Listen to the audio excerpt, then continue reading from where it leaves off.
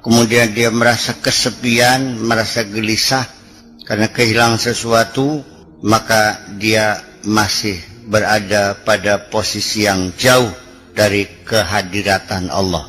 Kegelisahanmu, kekecewaanmu akan kehilangan apapun selain Allah. Hilang mobil masih sedih, sawah nggak jadi sedih, mati istri sedih. Itu berarti masih ada bukti bahwa engkau belum nyampe. Jangan sampai kita merasa kehilangan apapun. Jangan merasa kehilangan apapun. Biarkan semuanya hilang, nggak ada masalah. Biarkan aku bersama Allah saja.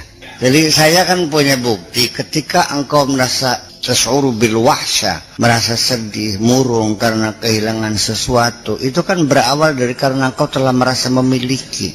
Siapa yang mengajari engkau memiliki? Rasa memiliki adalah proses budaya, pendidikan dari sejak kecil. Ini punya kamu, ini punya kakak kamu, ini kan begitu.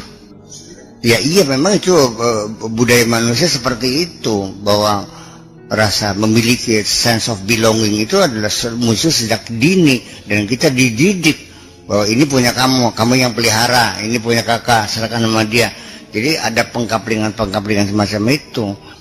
Jadi ketika kita sudah meyakini bahwa semuanya milik Allah dan kita hanya diberi hak guna pakai saja, ya ketika diambil barang titipan itu silakan aja kan. Maka ungkapan innalillahi wa inna ilaihi raji'un itu ungkapan jujur dari hati yang paling dalam. Ya udahlah, yang semua punya Allah semuanya kok. Ya kembali kepada dia, ya silakan aja kan, itu masalahnya. Tapi kenapa mengatakan innalillahi sambil nangis? Ya sebenarnya kan innalillahi wa inna ilaihi raji'un dengan tegar dong. Diberi merah ngomong itu. Jadi innalillahi itu bukan ungkapan kesedihan sebetulnya, ungkapan ketegaran jiwa kita. Bahwa kita secara realita menerima kenyataan seperti itu. Bahwa semua akan kembali kepada Allah. Karena ketika engkau sudah nyampe, engkau tidak akan berduka cita ketika kehilangan apapun. Yang datang silakan datanglah, yang pergi silakan pergilah. Tidak ada urusan dengan saya. Yang ada itulah fasilitas, kita manfaatkan sebaik mungkin. Yang tidak ada enggak usah. Ketika kita mendapat kenikmatan pun kita harus mengatakan hadza min fadli rabbi. Ini adalah karunia dari Allah. Tetapi di penghujungnya liyabluwani ashkuru am akfur. Di sini saya akan diuji sejauh mana saya bersyukur atau tidak. Jadi sesungguhnya ketika kita mendapat rezeki banyak, kita senang atau kita gelisah nih. Maka penghujung saya katakan bahwa orang yang paling bahagia itu orang yang tidak punya apa-apa dan tidak pengen apa-apa. Itu orang yang paling bahagia itu orang yang tidak punya apa-apa dan tidak pengen.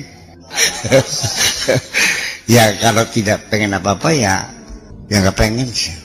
Dan tidak punya apa-apa.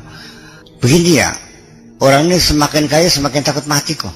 Suatu kemapanan jiwa kita bahwa kita tidak memiliki apapun di dunia ini, semuanya milik Allah. Dan saya tidak ingin apapun, saya hanya siap menerima apapun yang diberi oleh Allah. Adem lihat itu. Yang mendorong kita bekerja keras, banting tulang, menyita waktu, pontang-panting, modal madik, jungkir balik, itu kan karena didorong oleh keinginan-keinginan kita. Ketika kita sudah tidak punya keinginan, kalau kita sudah tidak punya keinginan, maka kita sama dikatakan bahwa hidup kita tidak pernah gagal.